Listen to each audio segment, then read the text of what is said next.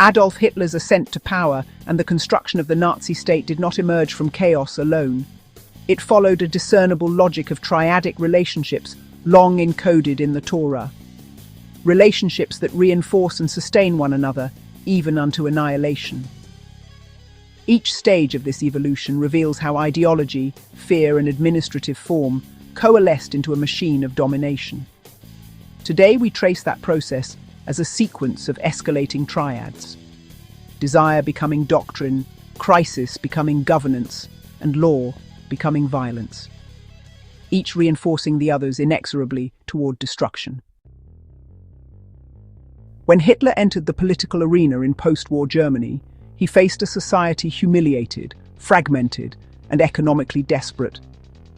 His plan relied on converting that national despair into a form of longing. He promised not simply stability, but transcendence, national rebirth through unity and submission. His speeches fused grievance with hope, transforming collective trauma into an eroticized hunger for destiny. This was more than rhetoric. It was systemic capture through emotion.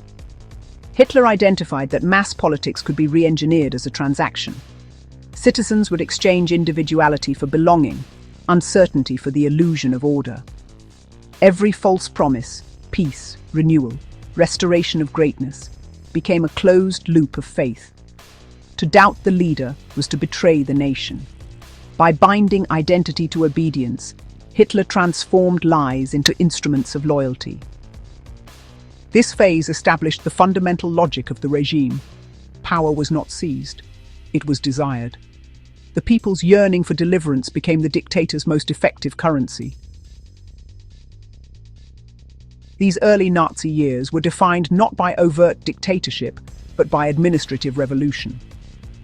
Hitler recognized that the German state, dense with ministries, offices, and committees, could be conquered not by destroying it, but by infecting it.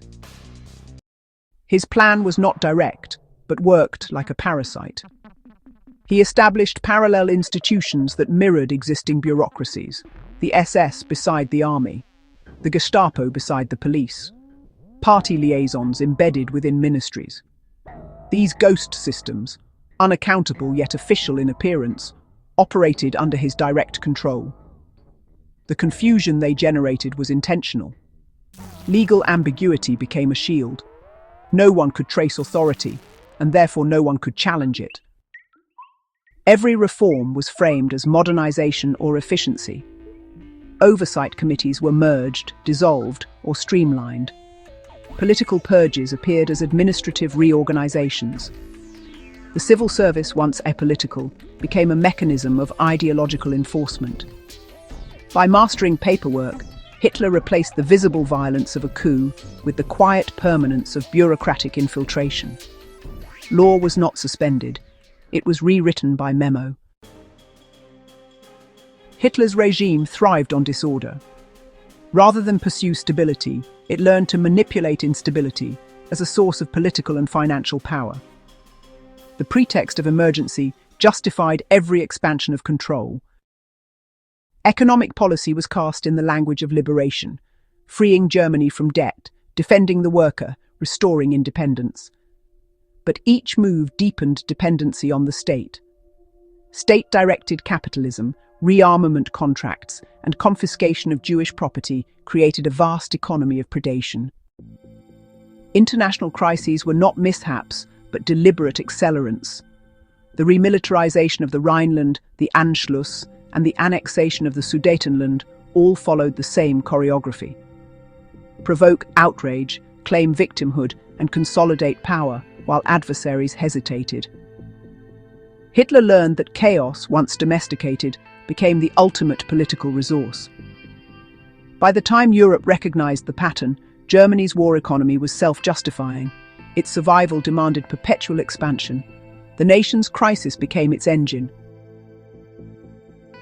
Having seized the state's mechanisms of control, Hitler transformed coercion into routine.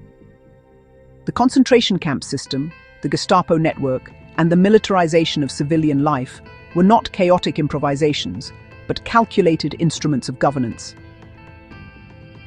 Fear was engineered through uncertainty. Arrests occurred without pattern. Sentences were arbitrary. Categories of enemy were deliberately elastic. The citizen never knew the threshold of guilt. This unpredictability was psychological control perfected, terror without visible tyranny. Every act of repression generated economic return. Forced labor supplied the armaments industry, confiscated assets enriched party members. The machinery of persecution became financially self-sustaining. The regime had monetized fear. By merging violence with administration, Hitler created a form of government in which cruelty was procedural. The state did not appear lawless, it appeared busy. No regime has ever weaponized information as completely as Hitler's. Under Joseph Goebbels, the Ministry of Propaganda constructed a total environment of perception. Newspapers, radio, film, and architecture all served a single narrative: that Germany was under siege and that only the Führer could interpret the world's deceit. Truth was not denied, it was starved. Censorship made credible information scarce. State-controlled leaks and sensational revelations replaced it with myth. The public's hunger for meaning became the regime's greatest asset. People did not merely consume propaganda, they awaited it, needing each broadcast to know what to think and whom to hate. This informational famine reoriented society around the party as interpreter of reality. Independent journalism, scholarship, and religion all collapsed under the weight of suspicion. By the late 1930s, the regime no longer needed to persuade, it only needed to remind. The destruction of trust in legal institutions completed the authoritarian circle. By redefining investigation as persecution and trial as performance, Hitler's government dissolved the distinction between accusation and proof. The 1934 Night of the Long Knives provided the template: mass executions justified as emergency justice. Subsequent purges within the judiciary and civil service replaced independence with ideological loyalty. People's courts staged verdicts as patriotic theatre. The crowd, conditioned by years of propaganda, demanded conviction before evidence. This dynamic made every prosecution a spectacle of unity. Dissenters were not opponents but traitors. Legal defense equated to moral guilt. Even honest functionaries accepted the logic, claiming that extraordinary times required extraordinary measures. By corrupting justice in the name of integrity, the regime achieved a paradoxical legitimacy. It appeared to be cleaning the system even as it annihilated it. The people, exhausted by contradiction, accepted tyranny as moral hygiene. In the years as war approached, Nazi governance became a self-executing organism. Orders flowed downward, but justification flowed upward, creating the illusion of legality. Every atrocity, deportations, confiscations, mass murder, was accompanied by a paper trail of memos, authorizations, and signatures. This procedural perfection gave officials psychological refuge. They were not killing, they were processing. Every file stamped, every order logged, converted crime into compliance. Following orders became both defense and creed. The entire apparatus came to believe its own paperwork. Ministries described genocide as relocation, mass theft as property reallocation, and extermination as final solution. The system no longer required belief in ideology, only obedience to form. By 1945, the Nazi state had institutionalized its crimes so thoroughly that its destruction did not disprove its logic, it demonstrated its efficiency. The regime had fused criminality with governance so completely that dismantling one required dismantling the other. The collapse of the Third Reich did not erase its method. The administrative, psychological, and propagandistic structures it perfected remain warnings to every society that mistakes efficiency for virtue, rhetoric for truth, and order for justice. Hitler's dictatorship revealed how modernity's instruments, forms, audits, regulations, can become instruments of annihilation when detached from moral reference. His regime did not abolish law, it used law's language to sanctify atrocity. It did not suppress bureaucracy, it accelerated it. The most chilling lesson is that totalitarianism rarely arrives with banners and oaths. It arrives as reform, as optimization, as the pursuit of order. It thrives where complexity invites frustration and promises that submission will bring clarity. In Hitler's Germany, the machinery of state became the priesthood of control. Each decree, form, and slogan contributed to a closed circuit of justification. Fear feeding obedience, obedience feeding legitimacy, legitimacy feeding violence.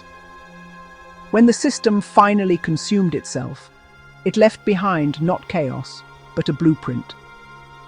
The story of the Nazi regime, when understood through these structural patterns, is not only a chronicle of one man's tyranny. It is a map of how institutions can be seduced, corrupted, and remade to serve power while believing they serve order.